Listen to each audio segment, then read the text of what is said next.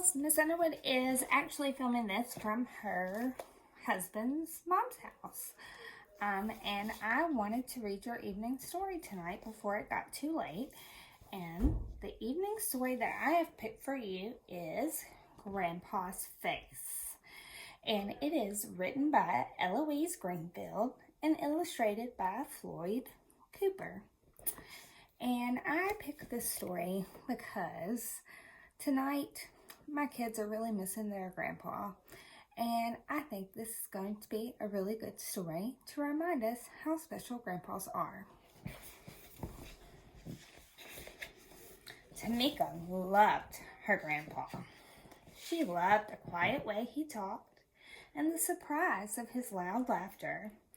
She loved the stories he told, long stories that he sang and talked a little bit each day until he reached the end.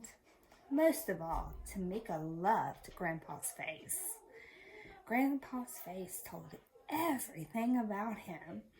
It was always changing, from glad to worried to funny to sad. Grandpa could ask a question without saying one word, even when he was mad at Tamika. His face was a good face, and the look of his mouth and eyes told her he loved her. "You shouldn't have done that, Tamika," Grandpa would say, and Tamika would tell him she was sorry, and she would kiss that sturdy brown of his face. That's a pretty cool Grandpa's face. Sometimes Tamika and Grandpa would go out together, and just the two of them. They would leave Mama and Daddy at home and go for a walk. A talk walk, Grandpa called it.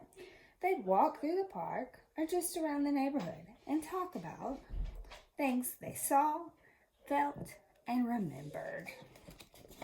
I like the idea of a talk walk. That is something that we all can do when we are at home the next 2 weeks. Maybe you can plan a talk walk with your grown-up. In the summer, Grandpa was an actor, and some Saturday afternoons, he and his friends, Miss Gladys, would take Tamika to the theater to watch him act on stage if Mama and Daddy said the play wasn't too grown up. The theater was Tamika's favorite place to go. Make-believe things happened there. She would sit in the front row and watch Grandpa turn into another person, changing his face, the way he walked and talked and sang. And even when he turned into somebody else's grandpa, Tamika didn't mind. It looked true and it felt true, but she knew it was just a play. And when it was over and all the actors came out to bow and wave, she would clap so hard her hands hurt. Look at her, watching her play.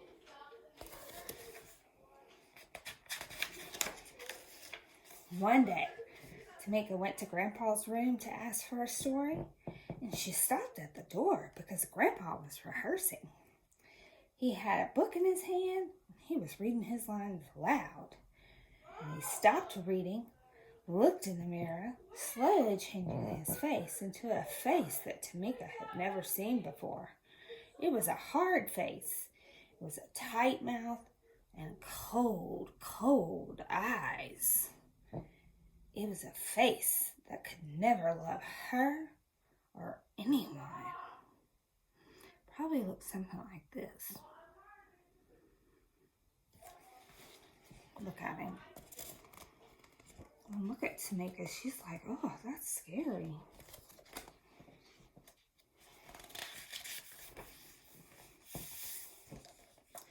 Tamika stood watching as Grandpa changed his face back, read some more lines from his book.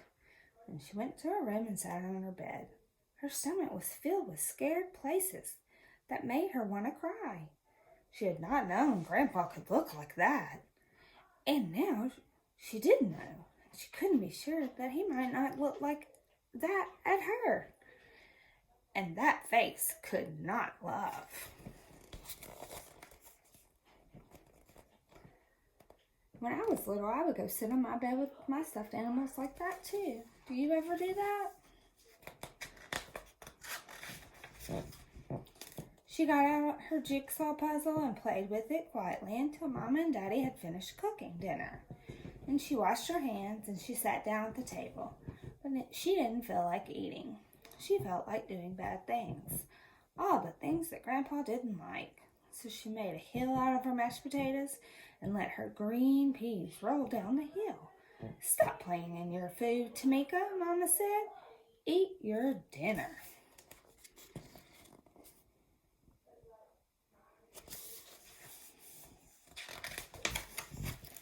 Tamika knew, looked at Grandpa's face, and it was still the face she knew. She put a forkful of her greens in her glass, and she watched her water turn muddy green. Then she tapped her plate with her spoon while the grown-ups were trying to talk. I think you want to leave the table, Daddy said.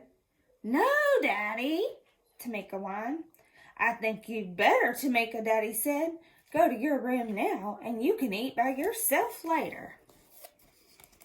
I think Tamika's trying to get attention. What do you think?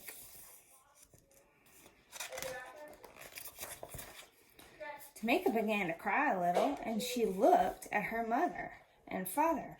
But when she started to look at her grandpa, too, she felt scared places in her stomach again. She was too afraid to look. Then she cried harder. She stood up, crying loud, not watching what she was doing. And her hand bumped the glass and knocked it over, sending the green water splattered onto her grandpa's shirt. So she had pitched a big fit, and then she had made a big mess. Tamika, what in the world? Grandpa said. Tamika turned to look at him, expecting to see the face she had seen in the mirror, but it was her grandpa's face she saw. Grandpa's mad face, but still, it was the one that loved her. Mama and Daddy looked worried. Tamika, Mama said, what is this all about? Tamika hung her head low and didn't answer. Stop crying now, Daddy said, and he wiped her face while Grandpa went to change his shirt. Look at her. Then Grandpa came back, took her by the hand, and he said, let's go. Time for a walk talk. Tamika and Grandpa walked to the park, holding hands.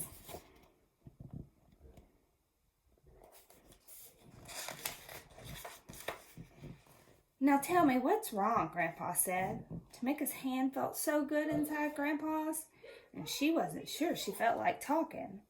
She watched the lines in the sidewalk for a little while, then she said, you have another face, Grandpa. I do, Grandpa said. Uh-huh, I saw it in the mirror, Tamika said, and it's a real mean face.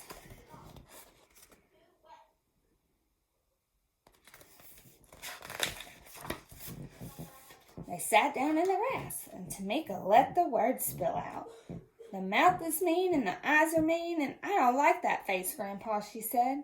But that's just pretending, Tamika, Grandpa said. You know that. But it might not always be pretend, Tamika said. And I bet she was crying when she said that, because she was scared. Grandpa thought for a moment. Oh, I see. Then he put his hands on Tamika's face, and he made him look at her. I love you, he said. I could never, ever look at you like that. No matter what you do you hear? You sure? Tamika said. As sure as I am, you love me, Grandpa said. And look at that smile Grandpa has on his face. Tamika knew she was safe then. Then, safe enough to hug Grandpa and kiss that sturdy brown face of his. Grandpa hugged her back and said, let's go home now, he said.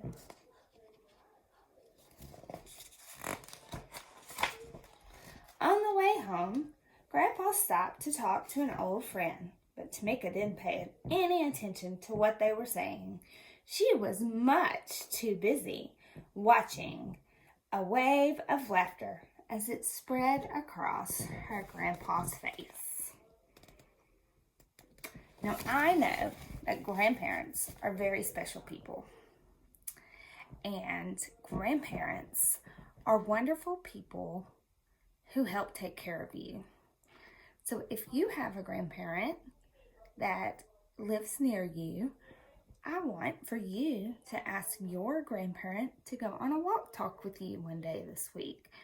And hopefully you will get to see laughter spread across their face as you were doing a walk talk, just like Tamika did. And remember, if something is bothering you, you should always be able to talk to a grown-up about it. Miss Underwood loves you, misses you, and she can't wait till she sees you again. But as always, I love you from the top of your head to the bottom of your feet. And I will see you tomorrow right here at the same spot. Good night.